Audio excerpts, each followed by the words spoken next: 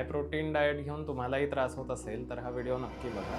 नमस्कार, मी doctor Malhar necessary. मी देणार आहे तुम्हाला आरोग्याच्या काही टिप्स. तर बऱ्याच लोकांचा मला प्रश्न येतो की आयुर्वेदात प्रोटीनबद्दल काय मत सांगितलं आहे किंवा आयुर्वेदानुसार प्रोटीन जास्त खावं का नाही.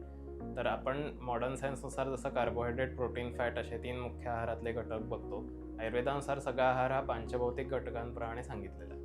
तुम्ही जर साधारण कोरिलेशन बघितलं की जास्त प्रोटीन आणि कमी फॅट आणि कमी कार्ब्स असं खाल्ल्यानंतर वजन कमी होतं, हे तर सर्वांनाच माहिती आहे. पण त्याचं जर कोरिलेशन आपण आयुर्वेदातल्या पंचमहाभूतांशी केलं तर प्रोटीन हे जास्त करून पृथ्वी महाभूत प्रधान असे आपल्याला दिसून येतात आणि आप महाभूत शरीरातलं कमी होत असल्यामुळे हाय प्रोटीन डाएटमध्ये तुमचं वजन हे कमी होत असतं आणि मेदधातू पण कमी होत असतो. पण काय होतं की पृथ्वी महाभूत प्रधान जे प्रोटीन आहे ते पचायला अत्यंत जड आणि कोरडं असं असल्यामुळे शरीरातली जी पाण्याची पचनसंस्था आहे किंवा पाण्याशी रिलेटेड जे काय द्रवांश आहेत त्यांचं सगळं जे मेटाबॉलिझम आहे ते खूप हाय प्रोटीन डाएट असताना बिघडायला लागतं. म्हणून बऱ्याच लोकांना अशी शंका असते की प्रोटीनमुळे किडनी खराब होईल का.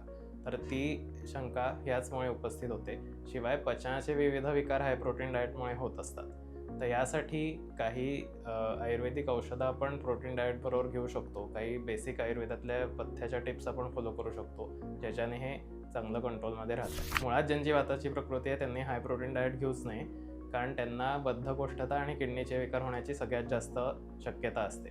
ह्याच्या खालोखाल पित्त प्रकृतीच्या माणसांनाही ते फारसं सुटेबल नाही आहे, पण काही ॲडजस्टमेंट्स डाएटमध्ये करून आपण ते कंटिन्यू करू शकतो.